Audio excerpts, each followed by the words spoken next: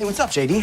But if JD is anything like the rest of us, the first thing that popped into his head... He was using, I think, the JD side of his brain. JD, such a trite question. What does this job mean to you personally, JD? And JD is a great communicator. Well, JD says, JD, I don't use the word hillbilly. Content Creation Musings with JD Sutter. Welcome to the show. I talk about podcasting, blogging, new media, and other creative projects, and some of the things that inspire me in my own creative pursuits. You can find my content and connect with me at jdsutter.me.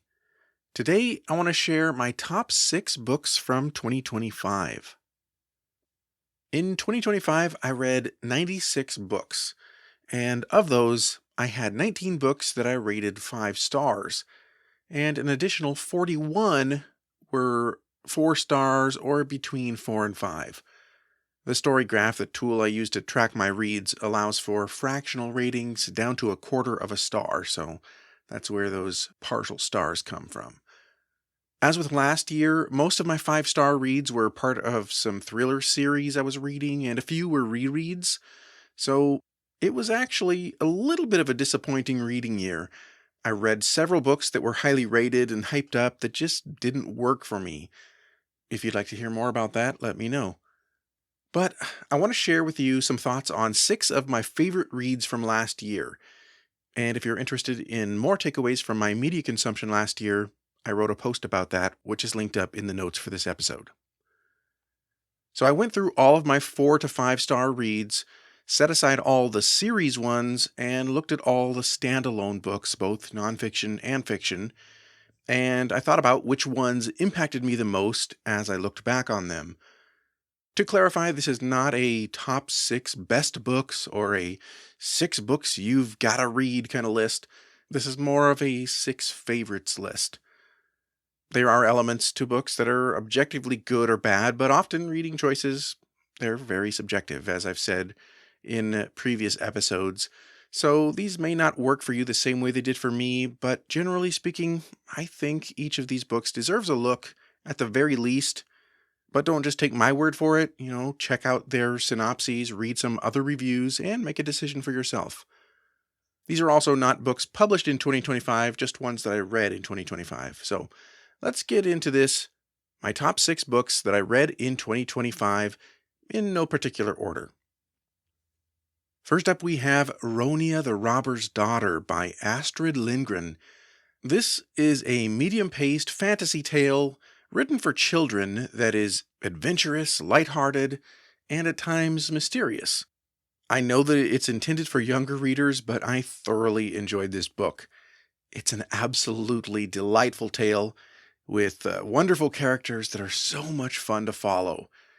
The book follows the titular Ronia from her birth up through her early childhood. The author is Swedish, but as far as I can remember, the book doesn't explicitly state that it's set there, but as it's a fantasy, it could be some alternate version of medieval-era Sweden.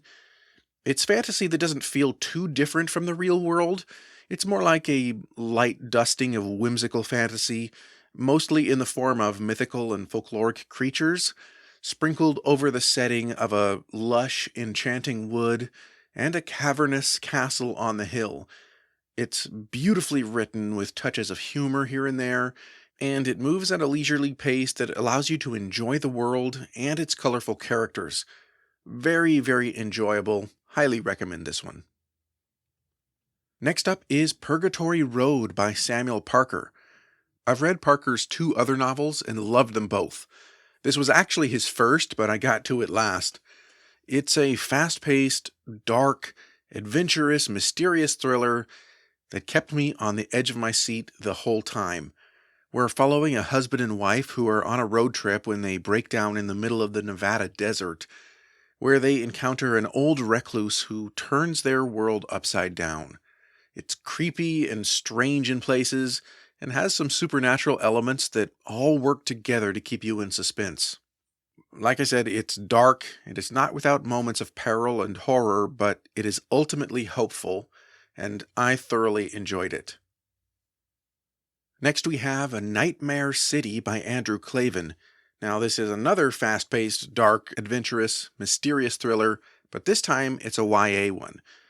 It's about Tom Harding, who is a reporter for his high school newspaper, and as he starts to investigate a story for the paper, suddenly his whole world gets turned upside down and he finds his town swallowed by a dense fog.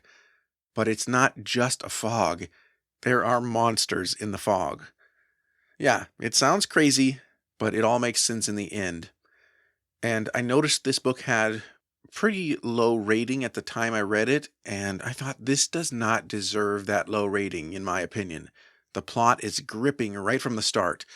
And even though I figured out what was happening very early on due to being familiar with another story with a similar plot, I still loved going on the journey with our point of view character, Tom. I think this is a fantastic story that was told extremely well, and it has some incredible deep spiritual truths woven throughout. There's even a subtle, perhaps unintentional, message of anti-suicide that is so important for teens and adults these days. Overall, I think this is an excellent book that I highly recommend for older teens and adults.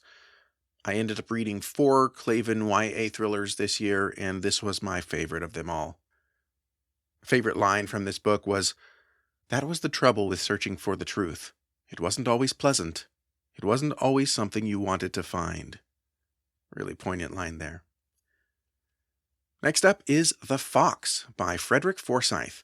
This is just a straight-up spy thriller. It's an adventurous, tense, and fast-paced espionage suspense novel about the former chief of the British Secret Intelligence Service named Adrian Weston, who recruits a brilliant teenage hacker to assist the British and American governments. But then the stakes are raised when another nation learns of this hacker's existence, and Weston has to go from just his handler to his protector. The Fox has got action, intrigue, cyber warfare, and clandestine ops, all in this short novel of about 300 pages. It's a really enjoyable contemporary thriller with great characters and a quick-moving plot. Next we have Meditations by Marcus Aurelius. This is the only nonfiction book on the list, and if you're unfamiliar with it, Meditations is a book of Stoic philosophy from a 2nd century Roman emperor. It's a collection of snippets of thoughts and ideas that Aurelius wrote down throughout his life. It's essentially dozens of notes to self that have been collected together and published as a book, so it's not written like a typical book. It is meandering and repetitive at times. Some of the sections are short maxims, and others are several sentence-long passages, and many are just fragments that have a sort of stream of consciousness feel to them. I found some to be poignant and deep, and others to be nonsense, but on the whole, they all made me think, which is a good thing. And as I said, they were written as journal notes to himself, so whenever he says you, he's not speaking to the reader, but to himself, and I had to keep reminding myself of that as I was going through.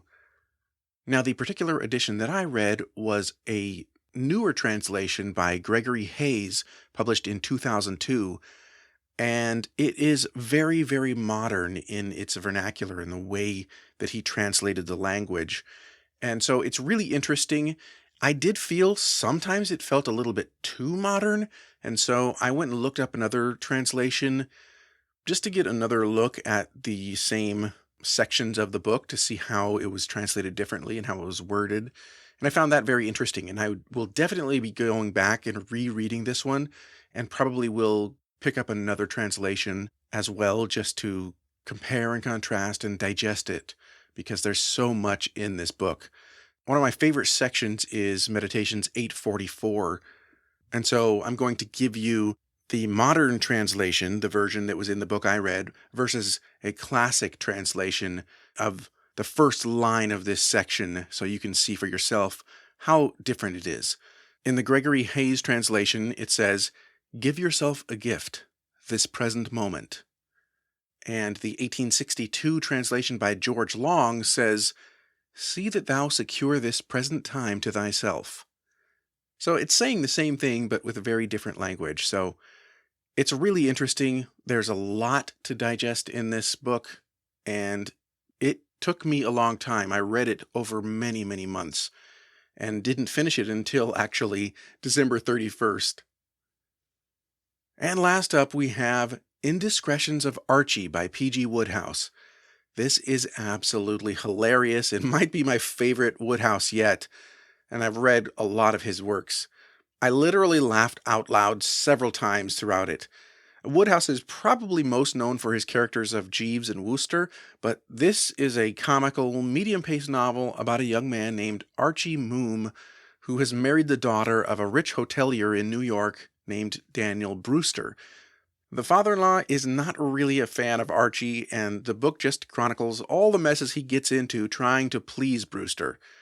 Now, I'm not sure if this was the first ever time it was used, but it surely has to be one of the earliest times that we come across the phrase, "It seemed a good idea at the time," and it was used for comedic effect. Obviously, the slightly different, "it seemed like a good idea at the time," is a phrase that we often use these days, and it seems very modern, but this author got there first, I think. In any case, Wodehouse once again proves his mastery of writing comedic prose. His witticisms and the funny similes abound in this book. It's just a delight.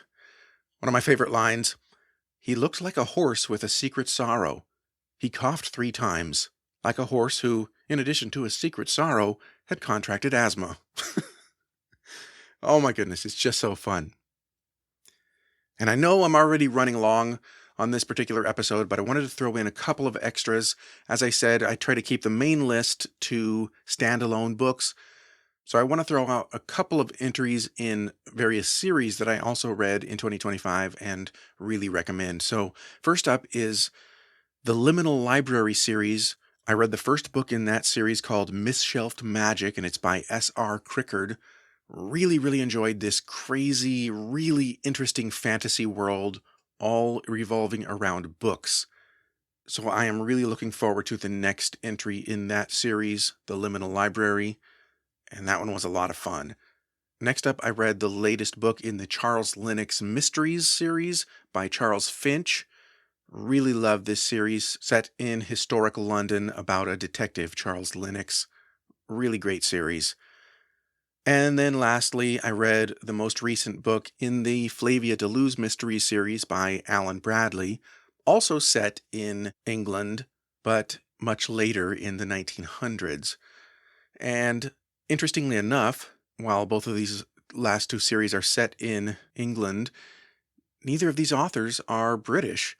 Alan Bradley is Canadian and Charles Finch is an American, but they both write very well in those settings, and I really enjoyed both of these books and the series as a whole.